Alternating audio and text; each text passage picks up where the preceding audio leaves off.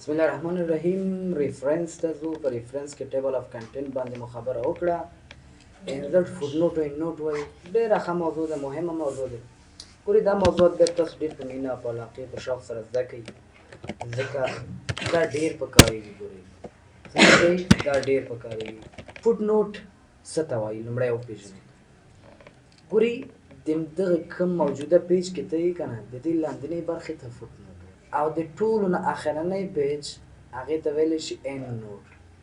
اوس د نوټونو اخیستل دي په هغه اسلامي کتابونو کې ورته حاشیه وایي. په حاشیه کې د یو موضوع تفصیل کېږي، یو لغات راغلی دی د هغې لغات تشریح هم پکې کېږي. صحیح شو؟ نو دغه څه شی آفرین دا هم لیکي چې دغه عالم مثلا په کوم کتاب کې دا خبره کړې. همداسې دی د خبره یو حدیث راشي هلته لاندې ولیکي چې دغه حدیث د دغه هغه کتاب نه موږ مثلا بخاري شریف نه دا موږ څنګه دغه جلد دغه صفحې نه موږ راغېستلی. نو دا ماخذونه په دې ځای کې لیکي. نو تاسو هم کولی شئ مثلا یو رغاټ راغی پاورفول. صحیح شو؟ نو د دې په اړه پوسټ په کوم ځای کې نوټ ورکړي. په اینډ نوټ کې ټولو صفحو نه اخر ته، که په فوټ نوټ کې هم دې صفحې په لاندنۍ برخه کې. نو فوټ نوټ به واخلم، ما ته اوله شمېره مثلا پاورفول وکړم. پاورفول یو د مثال په ډول یا اصطلاح دی، د دې اصطلاح معنا کو نو یا پښتو هغه لیکم پاورفول معنا قوي. صحیح شو؟ نو دا دی وشو. سبا یو څوک مطالعه کوي وی باندې مې لګولی دی پاورفول، نم دا پاورفول. اوس دا وایي چې یار دا پاورفول به څه ته وایي که نه. نو داسې لاندې راشي وګوري یو دا قوي ته ویلی شي. نو په دې طریقه تاسو کولی شئ خپل هغه لوستونکو ته اضافه معلومات څنګه کې وایي. د مثال په ډول دغلته یو جمله ده، دا د یو بل چا دی. صحیح شو؟ دغه وینا د بل چا ده. نو د دې په اړه نوټ ورکړئ. نو انزرټ فوټ نوټ باندې کلیک وکړه. نو تا ته دویم نمبر کې وایي مثلا دا وینا د چا دی؟ د احمد دی. احمد په کال 2018 کې په یو کتاب کې کړی دی. مثلا کتاب نوم یې ایښی دی چې صحیح شو دغه لنډ مې ورته ولیکي. نو اوس مطالعه کوي خلک وګوري چې دغه دې ځای کې هم کتلی شي دویم نمبر باندې دا وینا د چا ده؟ د دغه شخص. صحیح شو؟ نو په دې طریقه کې ورسېدلی پې ښه یو څو ځای څه اخلمه این نوټ اخلم. ګورئ که چېرته دا لیکل زما زیات وي سمه ده، بار بار دا لیکل وکړم، همدا لیکل کاپي نه اخلمه. صحیح دی؟ نور لیکل کوم ځکه دې لیکلو کاپي مې چې واخیستله څه ورسره کاپي کېږي؟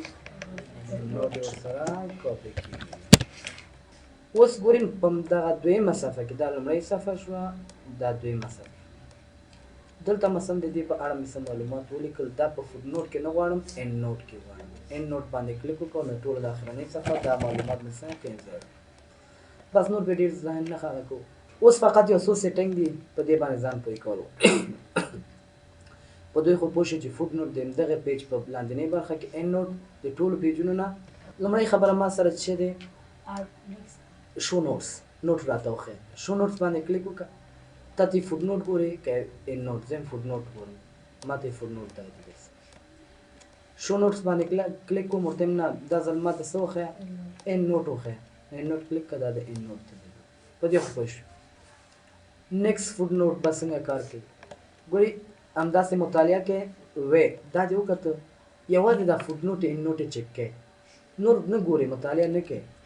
نو نیکسټ فوټ نوټ باندې کلیک وکړو، راتلونکي فوټ نوټ ته څنګه شي لاړ شي. او که نه یې دلته کلیک وکړو ورته نه پریویس فوټ نوټ یعنې څنګه تیر فوټ نوټ شاتنی فوټ نوټ ته څنګه که وښایه نو دا د دې ځای ته څنګه شي کرسر راشي. او که په همدې شکل د ورته ویلي چې نیکسټ این نوټ راتلونکي این نوټ ته ورشه نو دا د راتلونکي این نوټ دلته کالم څنګه کي وښایي. صحیح شو؟ اوس په دې کې دلته فوټ نوټس کې اپشنز دي. این نوټ د چېرته وي؟ اینډ آف ډاکومنټ، د ډاکومنټ په اخره کې. اینډ آف سیکشن هم اخیستلی شي، د سیکشن په اخره کې. سیکشن ته مې تاسو ته معرفي کړی او فوټ نوټ سیټینګ کې فوټ نوټ د چېرته وي؟ باټم آف پیج، د پیج په لاندنۍ برخه کې. بیل آف ټیکس د ټیکس خوا ته نو دام کولی شي ته واخلې. کنورټ کوي، کنورټ په څه معنی؟ کنورټ آل فوټ نوټ ټو اینډ نوټ، ټول فوټ نوټ یې اخلي اینډ نوټ ته لیږي. یو چاته د کتاب ولیکه تا ته وایي نه وروره ما ته فوټ نوټ نه دی پکار، تا به دا ټولې فوټ نوټ یې اخیستې وي په اینډ نوټ کې به دې لیکلې وي، نو ټولې فوټ نوټ یې اینډ نوټ ته تبدیلوي. نو دا وکېږه ورونو وګورئ نوټ تا سره. نو همدارنګه ته کولی سې چې نه ټولې اینډ نوټ یې راته تبدیلې چیز اینډ نوټ یې واخله فوټ نوټ ته.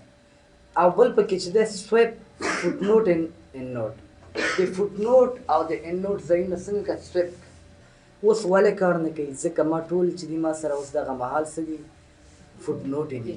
صحیح شو؟ ځکه مې یو ځای کړه که نه کوی بیا به کار کوم. کالمز څه کار کوي؟ دغه فوټ نوټ لیاوټ ته په یو کالم کې غواړي، دوه کالمه کې غواړي، درې کالمه کې غواړي، داسې هم کولی شي.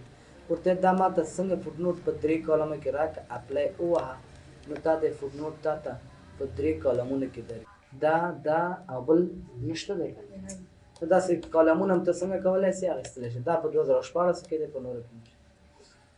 همدارنګه اوس دغه نمبر اف فارمیټ ته ګورې د فوټ نوټ، نو دا فارمیټ د نه دی خوښ الف با تا باندې وښیه ټولې راته اوکې که نو وګورې دې نه وروسته چې کوم ته فوټ نوټ اضافه کوې که نه هغه به تا ته الف با تا باندې ښیي.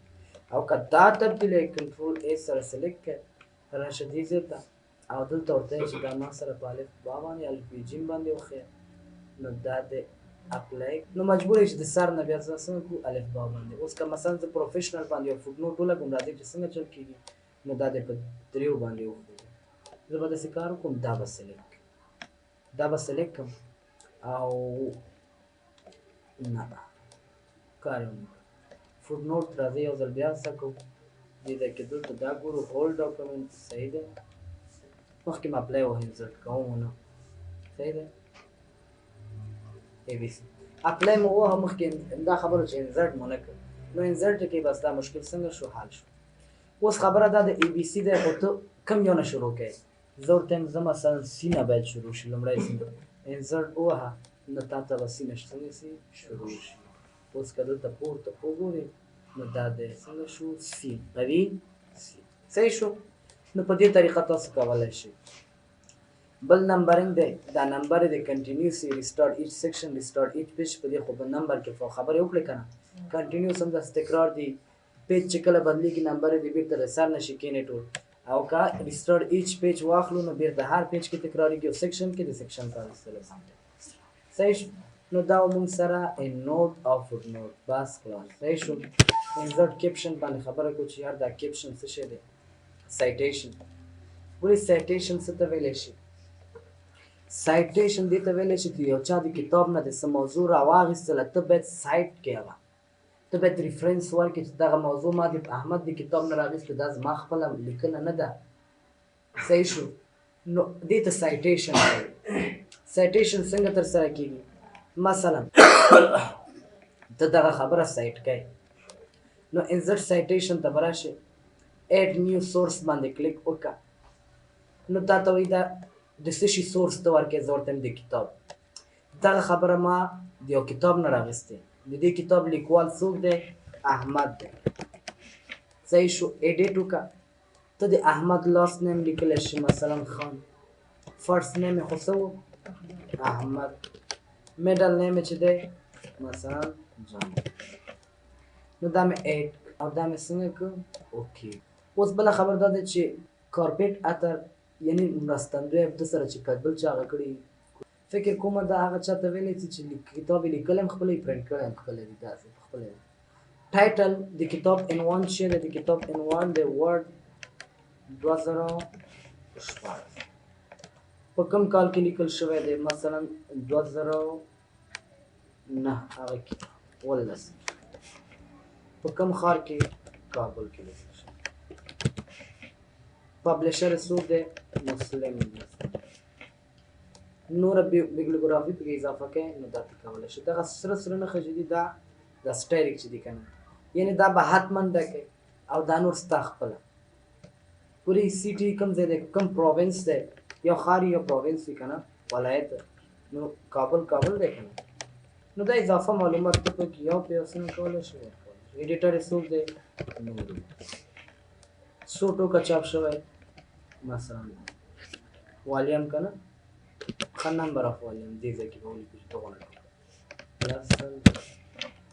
چا ترجمه کړی نه ترجمان خو یې نشته شارټ ټایټل د دې څه دی همدغه یو ټایټل لري بل نشته مثلا سټنډرډ نمبر لري یو 2 3 0 0 0 9 9 دا سټنډرډ نمبر دی 100 پیجو کې دی 290 پیجو ایډیشن سویم ایډیشن دی مثلا زه ورته یم څلورم ایډیشن کمنټ څه لري موډیم دی ایئر اف اکسس او مانث اف په کوم کال دی لیکلی دا یو آر ایل چیرې دی ډي او آی دی نور معلومات دی بس دویم خلاص شو اوکې مې صحیح شو نو د دغه موضوع لاندې ما ته راکړي چې احمد ان خان 2019 دغه کتاب څنګه شوی انور شاه مې درته وایم اوس دلته لنډ تا ولیکه چې دغه موضوع زما نه دی دا د چا دی د احمد صحیح شو او په 2019 کې دا کتاب لیکلی نور په آخره کې ته باید احمد خلکو ته ور وپېژنې چې د احمد دی څو سمه ده په آخر د کتاب کې احمد باید خلکو ته وپېژنې نو د دې لپاره ته ځاځې څنګه بیبلیوګرافي ته په بیبلیوګرافي کې د احمد په اړه دا بیوګرافي جوړه شوې ده سټایل انتخاب کا کم سټایل کې غواړي دا د ریفرنس سټایل کې غواړم نو ریفرنس سټایل کې ما ته راکړي چې احمد خان ای جې 2019 ورډ 2014 څلورم ایډیشن نور چې د ایډیټر دی کابل افغانستان مسلم دا هر څه ورسره ورکړي په شارټ کټو کې دا ریفرنس شي اوس چې دغه ریفرنس ته په واخلې نو فورا ته دا کتاب څنګه کولی شي پیدا کولی شي او په دې ځای کې شارټ کټ کې راغی چې دا د چا دی د چا لیکنه ده خو همدغسې دی که دا خو دې ځای نه جوړېږي که نه ماخذ ګورې ما جوړ کړ نه کومسې ماخذ مې واخیسته دا د ماخذ یې په خپله راته ریفرنس کې څنګه راته راکړه نو تاسو دا سټایل نه غواړئ تبدیلي که دا ډیلیټ که دا هر څه ډیلیټ که نو دلته ته کولی شي بیبلیوګرافي کې داسې په ورک سیټ دا یو وخت هر رنګ ته کولی شي اوس بله خبر دا ده چې دې ځای ته راځو دغه سټایل مې نه دی خوښ نړیوال سټایلونه دي سټنډرډ ته باید هغې نه استفاده وکړي دا سټایل چې دی د ای پی ای دی کوم سټایل دی ای پی ای شیکاګو سټایل هم لرو شیکاګو یو پوهنتون دی د هغې خپل سټایل دی هغې په سټایل کې فقط اضافت څه دی چې 2019 نه ډاټ اینډ دی هغه هم لیکي او دلته ډاټ دی شیکاګو سټایل نه اخوا ته دا سټایل لرو جی بي واویا دا څه دی ګورې دې کې داسې دی احمد ای ټي ای ایل دا مخفف لیکي صحیح شو نور سټایل مشهور چې دی ای پی ای دی آی ټریپل ای سټایل دی او ام ایل ای سټایل دی نو آی ټریپل ای کې څنګه ده داسې دی بالکل چې یو نمبر ته څنګه شه ورشه یو نمبر به چېرته وي نو بله خبر دا دی چې نه زه ام ایل ای سټایل غواړم ام ایل ای کې داسې دی احمد په دې طریقه تاسو کولی شئ چې دا سټایلونه څنګه کې چینج کړي دا نه چې استاد کوم سټایل درته ویلی هماغه به کار منیج سورس منیج کوئ دې کې څه ایډیټ کوئ نو دا د ایډیټ باندې کلیک وکړه ایډیټ پکې وکړه او که ډیلیټ ډیلیټ کړه نیو بل اخلي دې ځینې واخله کاپي کوئ دې ځینې واخله هر څه کولی شئ نو دا موږ سره انزرټ سایټیشن انزرټ کیپشن ستاسو کورنۍ وظیفه شوه په دې به کار وکړئ انزرټ کیپشن څه کار کوي ټیبل اف کنټینټ څه کار کوو د څه شي فهرست جوړوو د عنوانونو فهرست جوړوو انزرټ کیپشن د تصویرانو فهرست جوړوي سمه ده د څه شي فهرست جوړوي تصویرانو تاسو به دا کورنۍ وظیفه دا دومره پوه کړم نو انزرټ ټیبل اف فیګر په واسطه تاسو کولی شئ اول انزرټ کیپشن اخلئ تصویرانو ته چې فیګر 1 فیګر 2 دا ورکړه هغې نه وروسته انزرټ ټیبل اف فیګر واخلئ نو هغه فیګر به څنګه شي فهرست به ورسره جوړ شي سمه ده او په دې کارو کې اسانه ده